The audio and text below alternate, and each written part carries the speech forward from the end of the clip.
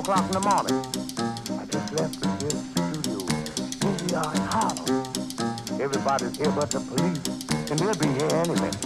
It's high time. So catch the song. Here it is.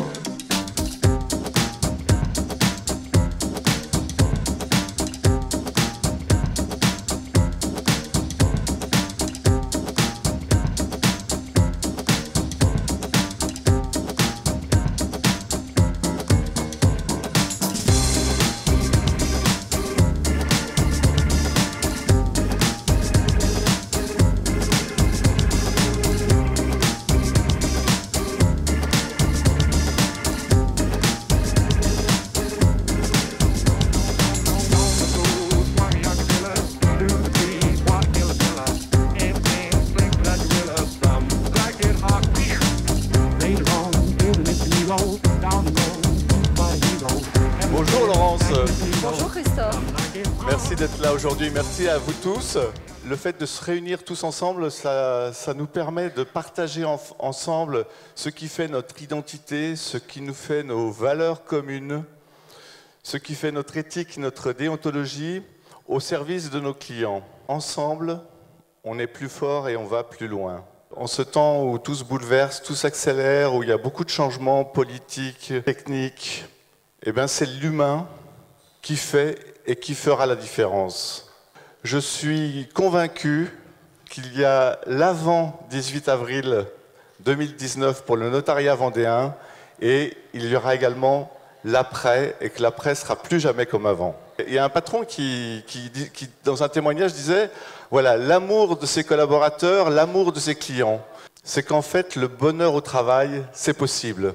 Cette haute qualité humaine pour nous permettre ensemble d'être plus performants et de réussir la transformation de nos entreprises.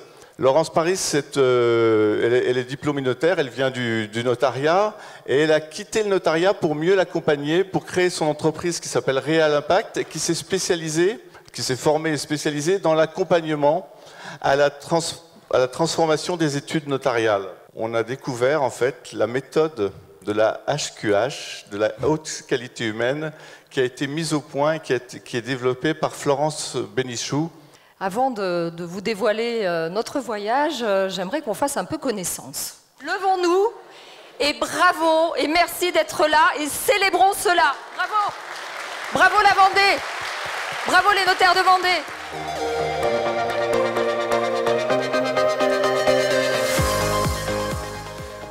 Françoise Vichot, pour ceux qui ne la connaissent pas, elle est donc directrice générale adjointe du Conseil supérieur du notariat et elle travaille en fait, elle est responsable de la transformation du notariat. Virginie, elle est responsable en fait de la qualité et du management. Donc toutes les deux, vous œuvrez à la transformation de notre profession. Voilà, Édouard, merci d'être là parmi nous. Tu as voulu être témoin de cette journée. Hein. Donc Édouard Brisson, c'est le responsable d'Audencia Business School, avec qui on a créé le MBA Corporate Management, qui est spécialisé pour les notaires de Vendée. Nous sommes à peu près 35 notaires de Vendée à avoir bénéficié et à bénéficier de cette formation.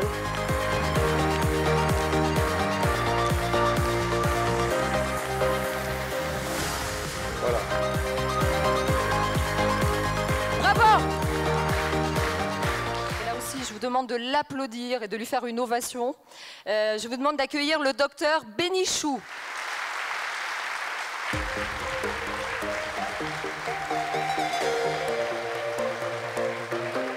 Tu es médecin, entrepreneur.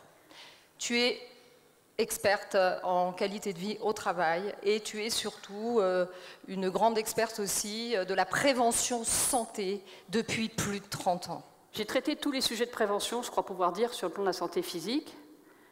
Et puis, fin des années 90, début des années 2000, j'ai vu apparaître les premières problématiques de santé mentale au travail.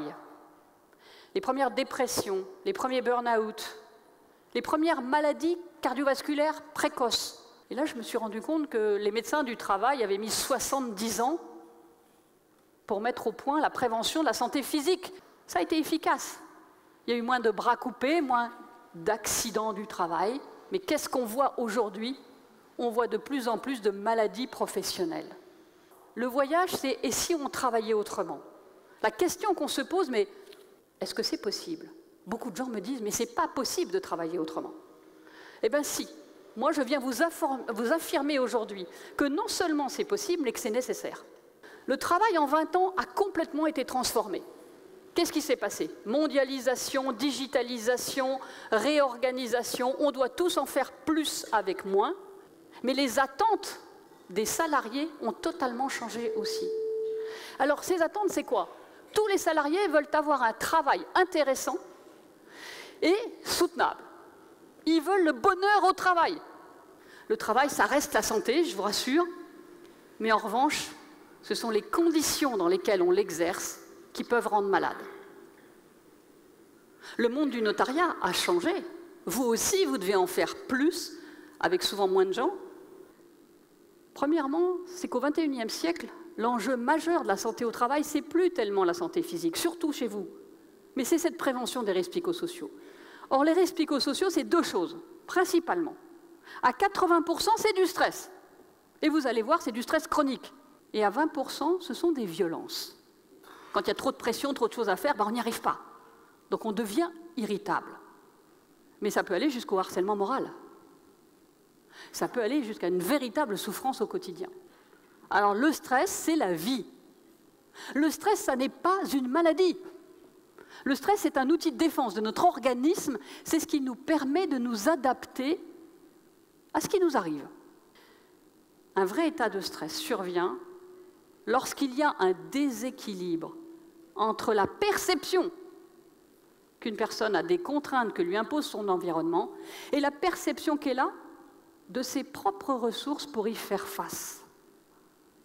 Et la vraie définition du stress chronique, c'est cette incapacité à faire face. Aujourd'hui, c'est une grande mode de faire des marathons partout. Je vois plein de gens qui sont très addicts au sport. Alors pourquoi est-ce qu'on a ces addictions? C'est juste pour tenir, hein. C'est des béquilles, pour essayer de tenir pendant la phase de résistance. Et puis au bout d'un certain temps, qui peut être plus ou moins long, 6 mois, 2 ans, 5 ans, 10 ans, arrivent les maladies. La première qui est touchée quand on est effectivement en stress chronique, c'est notre système immunitaire, notre système de défense. Deuxième pathologie qui est très fréquente, c'est la première cause de maladie professionnelle en France, ce sont les troubles musculo-squelettiques, les fameux TMS. Alors, mettez les mains au-dessus de la tête et étirez-vous. Voilà, magnifique. Faites-le 10 fois, là. Je commençais à vous ennuyer un peu, vous allez voir, vous allez vous sentir beaucoup mieux. C'est la meilleure prévention contre les troubles musculo-squelettiques. Je connais bien Christian Streff, l'ancien patron de PSA. Il a fait son AVC, il avait 52 ans. Je peux vous dire qu'après, la vie professionnelle, c'est plus la même. Et je termine par les maladies les plus évidentes, je dirais, en termes de santé mentale, ce sont toutes les dépressions. Les dépressions plus ou moins chroniques, les épuisements au travail, le fameux burn-out. S'il y a bien un des éléments des pathologies de santé mentale aujourd'hui qui est bien défini, c'est bien le harcèlement moral, qui va avoir des vraies conséquences, parce qu'il y a une atteinte en général aussi aux droits et à la dignité du salarié. Dans 75% des cas, ça n'est pas du harcèlement moral. C'est du conflit, c'est des petits problèmes de... Voilà. Mais ce n'est pas du harcèlement moral. Dans 25% des cas, ça l'est. Donc on a effectivement aussi ce type d'attitudes, et qui sont souvent pas du tout perçues d'ailleurs par les gens qui sont les harceleurs. C'est peut-être conscient ou inconscient. Je voudrais faire un tout petit point sur le fameux burn-out aussi. On a tendance à mettre l'étiquette de burn-out très vite sur les gens aujourd'hui. C'est difficile de faire un vrai diagnostic de burn-out. Je voudrais que vous compreniez qu'il y a 3 choses qu'on retrouve quasiment systématiquement dans tous les burn-out. C'est d'abord un syndrome. Un syndrome, c'est une association de symptômes. Le premier symptôme, c'est l'épuisement émotionnel. C'est des gens très impliqués, les gens qui font des burn-out. Ce sont des gens hyper engagés. Mais ils en font toujours plus, et puis ils sont moins efficaces. Et donc ils ont ce sentiment de devoir en faire encore plus avec moins de résultats. Mais attention, aujourd'hui, cela n'est pas une maladie. Alors, qu'est-ce que c'est? c'est cette idée de brûler de l'intérieur. C'est des gens qui se sont tellement investis, cet hyper engagement, ce high achievement, comme disent les anglo-saxons, qui fait qu'ils se brûlent par le travail. En tout cas, je disais, ça touchait certaines professions avant qui étaient plus particulièrement touchées, comme les médecins, les gens de l'éducation, mais ça touche aujourd'hui presque toutes les professions. Et là, en lien avec les collègues, c'est des gens qui n'ont jamais le temps d'aller prendre un café, jamais le temps d'aller déjeuner. Et là, ce sont des gens qui s'écroulent brutalement. Ils peuvent vous dire, mon burn-out, ça m'est arrivé le 8 juillet à 8 h du matin. Ce jour-là, je n'ai pas pu me lever. Je suis à peu près une 50aine de personnes maintenant qui ont fait des burn-out. J'en ai un tiers qui ne reprendront jamais le travail. J'en ai un tiers qui reprennent le travail, mais dans un univers complètement différent. Et j'ai un directeur financier d'un très grand groupe. Il est devenu boulanger. J'en dis pas plus. Je finis sur les pathologies du out pour vous parler de 2 pathologies dont on entend beaucoup parler aujourd'hui. Le bore-out. Là, c'est le voyage au bout de l'ennui. Ce sont des gens qui sont mis au placard ou qui sont surdiplômés par rapport à ce qu'on leur demande de faire. L'ennui tue, au sens propre du terme. Ces gens-là font des infarctus du myocarde et des dépressions graves. Et de l'autre côté, on a une autre pathologie qui se développe aussi, c'est l'absurde. On voit qu'aujourd'hui, on demande de plus en plus aux gens de cocher des cases, de faire un métier qui n'est pas le leur. Et donc, ce qu'on voit, c'est ce sentiment d'inutilité, de démotivation, de perte de l'estime de soi. Et ça entraîne des dépressions graves et des infarctus. Après cette vision sur, effectivement, la conséquence sur la santé physique, j'ai aussi les conséquences sur la santé de la personne morale, de l'entreprise. Et là, c'est une vague. Et la vague, elle est terrible, hein. Et elle vous coûte cher, elle coûte cher à tout le monde. C'est l'absentéisme, c'est le turnover, c'est les accidents du travail, la démotivation, le désengagement des gens, la déshumanisation des relations, l'atmosphère de travail. Vous ne pouvez pas savoir à quel point c'est important, l'ambiance de travail. Les gens partent parce que l'ambiance de travail est mauvaise ou parce que la relation avec leur manager est mauvaise. Alors le stress en entreprise, ça coûte cher, je vais vite là-dessus. C'est un iceberg, il y a ce que vous voyez, le burn-out, les suicides, le stress, l'absentéisme, ça se voit, et puis il y a tout ce que vous ne voyez pas. On est à peu près entre, alors ça dépend des secteurs d'activité, entre 20 à 40 000 euros par an et par salarié. Donc si c'est un coût caché considérable, c'est aussi un gisement de performance extraordinaire. Donc vous allez voir que de vous occuper de vos salariés et de vous occuper les uns des autres, c'est très rentable. Qu'est-ce qu'on doit faire pour améliorer la santé mentale au travail? Eh bien, on doit inverser tout ça. On doit réduire la demande, augmenter l'autonomie, développer le soutien, développer l'entraide et augmenter la reconnaissance. Et ça entraîne une vraie qualité de vie au travail, avec du plaisir retrouvé au travail, de la motivation intrinsèque et de l'énergie positive. Et je dis toujours aux gens, n'imaginez pas que c'est votre entreprise qui va prendre soin de votre santé, hein. C'est pas vrai. C'est à vous de savoir, effectivement, à un moment donné, prendre des pauses, des vacances. On a besoin d'avoir des activités pour soi. Et puis, on doit savoir dire stop. On doit apprendre à dire non. Et puis, il faut aussi de temps en temps réfléchir à son choix de vie. À se dire, est-ce que je suis bien dans le métier que je fais? Est-ce que c'est vraiment celui-là que j'ai envie de faire? Et enfin, je dirais surtout, et ça c'est pour moi le plus important, c'est développer tout ce qui crée du lien.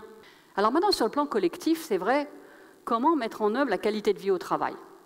Pour beaucoup d'entre vous et beaucoup dans les journaux, c'est ce que j'appelle santé, beauté, forme. Je me bats un peu, moi, contre ce bien-être au travail. Parce que ça, c'est de la qualité de vie, oui, et c'est très efficace. Mais c'est de la qualité de vie hors travail. On n'est pas sur le bon sujet. Nous avons mis au point, après plus de 10 ans de travail, une méthode scientifique qu'on a appelée évidemment la haute qualité humaine, la HQH.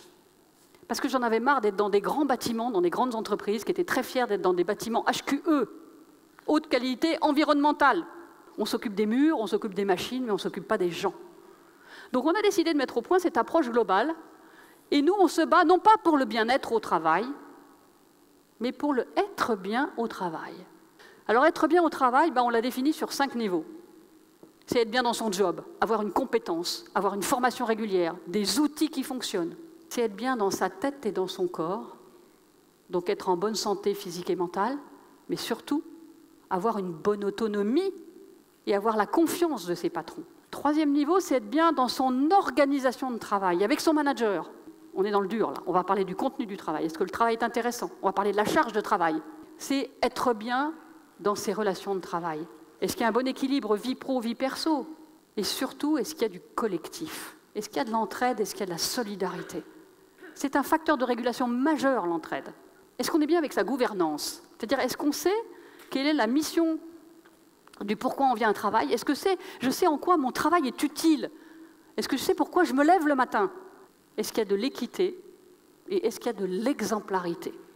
La haute qualité humaine, c'est simplement permettre aux gens d'être bien au travail pour pouvoir faire un travail de qualité. Parce que quand on fait un travail de qualité, on est fier de ce qu'on fait. Et c'est ça qui rend vraiment heureux au travail. Le vrai bonheur, c'est de pouvoir faire un travail de qualité. On a appelé ça la haute qualité humaine d'une entreprise, c'est sa capacité à valoriser les femmes et les hommes pour faire de ce capital humain un avantage concurrentiel, je n'ai pas peur des mots, et créer des bénéfices, des benefacere, c'est-à-dire du bien-faire. Et ça libère les énergies et ça libère les potentiels. Je peux vous assurer que c'est d'une efficacité redoutable. Alors la qualité de vie au travail, c'est juste investir dans le facteur humain, hein, et vous allez le voir, c'est la performance du XXIe siècle. Nous, on accompagne des entreprises, on transforme des entreprises, on va changer le monde du travail.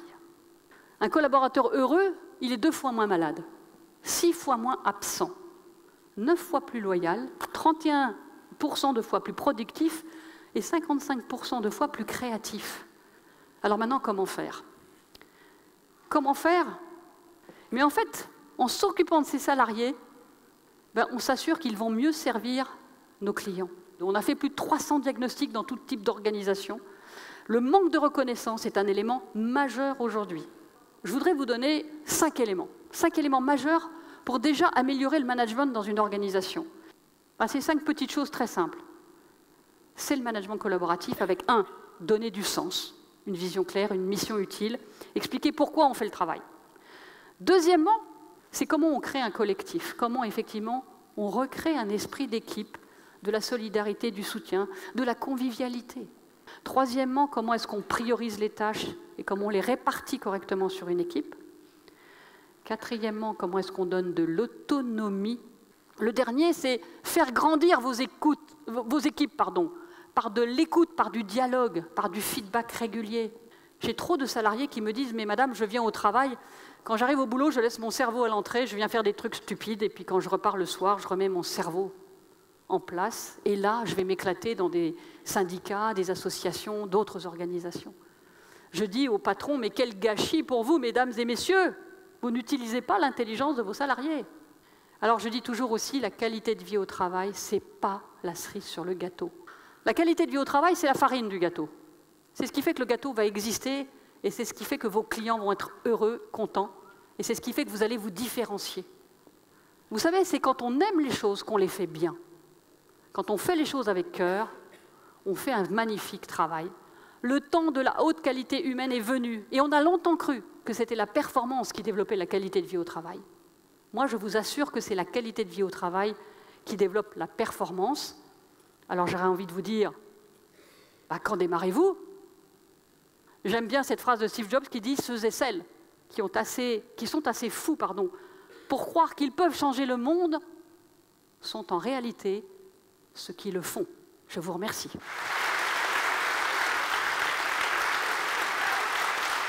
Bon, est venu le moment de pouvoir échanger avec Florence.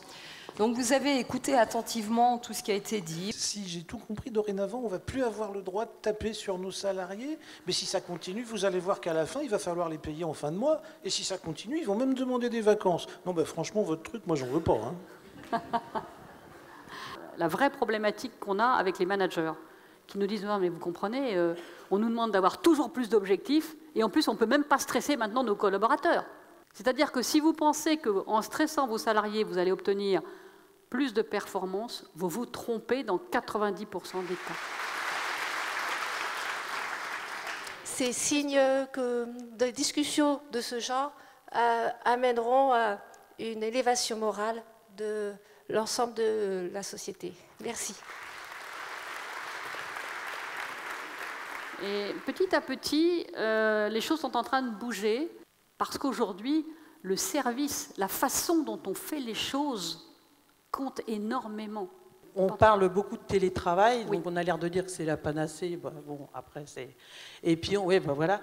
Et puis également, genre, on entend aussi parler de sous-traitance, c'est-à-dire aller mettre les problèmes rencontrés dans l'entreprise chez les voisins. Donc le télétravail, moi je pense que c'est très libérateur, ça fait beaucoup de bien aux gens. À Paris par exemple, dans toutes les banlieues des très grandes villes, il y a des gens qui passent 3 heures par jour dans les transports. Donc quand vous avez une journée de télétravail, je peux vous dire que ça fait vraiment du bien.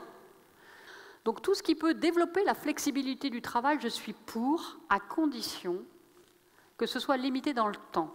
Vous voyez qu'on est en train de changer de monde et qu'aujourd'hui, un des mots les plus importants, je pense, pour n'importe quelle organisation, c'est la responsabilité. Il faut garder son cœur de métier. On peut externaliser d'autres choses, mais l'externaliser, j'allais dire, avec éthique. C'est ce que le monde extérieur et ce que les clients nous imposent en termes de délai de traitement et d'urgence. Et on a beau essayer de se remettre en question en permanence sur les fameuses to-do list en se disant, bon, allez, je priorise les choses, j'essaie d'être la plus proactive par rapport à cela, mais pour autant, il y a cette permanence, enfin cette perpétuelle, je dirais, pression que les clients nous apportent. Donc prenez le temps d'expliquer ce que vous faites aussi. Et quand vous faites ça, bah, les gens vont comprendre. Et ça, vous avez un devoir de pédagogie là-dessus. Pourquoi vous avez besoin de temps? Oui, il faut du process, mais point trop n'en faut. Comment résoudre ce problème de... On nous donne du travail, mais on n'arrive pas à dire non parce qu'on a peur de passer pour quelqu'un qui ne peut pas gérer sa masse de dossiers. Il y a une vraie surcharge de travail aujourd'hui. Et à un moment donné, ben, ça déborde, on n'y arrive plus. Et on n'ose pas le dire parce qu'on a peur de passer pour un incompétent. Au moins, les patrons, vous entendiez ça. Quand vos collaborateurs vous disent « on n'y arrive plus », posez-vous la question, arrêtez-vous quelques minutes et regardez, mesurez. Parce que rien que d'aller voir quelqu'un, de lui dire bah, « écoute, je vais regarder avec toi ta charge de travail, on va regarder ensemble, on va prioriser, et puis on va regarder si on peut répartir sur quelqu'un d'autre dans l'équipe. » Merci Florence. Merci à vous. Je vais vous inviter, dans le silence, à venir former des cercles autour de nous. Nous allons continuer notre voyage au pays de la qualité de vie au travail. Et maintenant, vous allez pouvoir vous mettre en mouvement, prendre conscience de l'importance de ce sujet et bien sûr, partager ensemble. Donc on va s'exprimer avec notre corps. Il y a un bonhomme très content par là-bas, et puis il y a un bonhomme moins content de ce côté-là de la pièce. Et vous tous, vous êtes un curseur. Où en êtes-vous de cette qualité de vie dans votre travail? Ça va pas du tout, du tout, du tout de ce côté-là. Je suis au maximum de mon être bien au travail, c'est pas le bonheur, c'est la jouissance, c'est extraordinaire. C'est un curseur, vous pouvez le mettre où vous voulez, vous pouvez vous placer où vous voulez.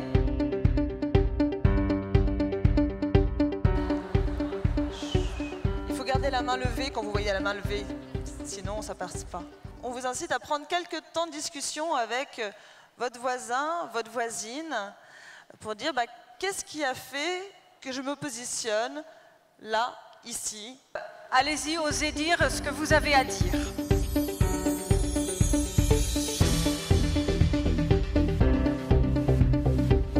Quant à la qualité de vie au travail, qu'en est-il de notre action à tous?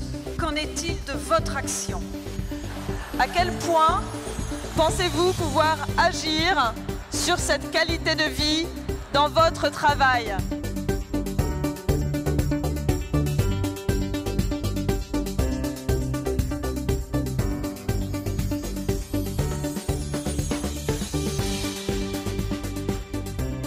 Maintenant, on va vous inviter à vous projeter. À vous projeter dans un an. Où est-ce qu'on en sera? Donc je vous invite d'abord à vous déplacer et après on vous posera une question. Maintenant que vous vous êtes positionné là où ça vous semble possible, à quoi ça ressemble en avril 2020 dans votre étude.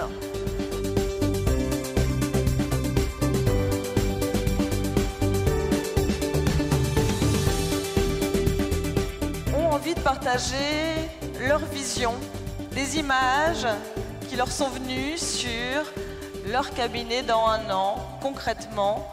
Ça ressemblerait à quoi? L'énergie pour l'avenir, oui, pas de souci. Ouais. Bon, alors ils ont l'énergie pour l'avenir. Ouais, ça c'est bien ça aussi. Qu'est-ce qu'il y a de l'énergie pour l'avenir? Ouais. Bon, parfait.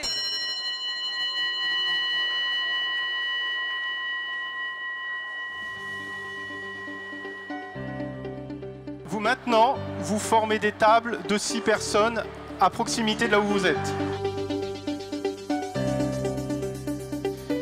Quand vous vous êtes positionné, votre corps s'est mis quelque part entre les 2 smileys, mais je pense quand même que votre cerveau, dans certains cas, vous positionnez ailleurs. Nous allons donc travailler sur un format World Café et la thématique, c'est d'agir pour être bien dans son travail, puisque vous l'avez compris, nous sommes tous acteurs de notre vie et à notre niveau, comment est-ce qu'on peut prendre sa part de responsabilité pour être bien dans son travail.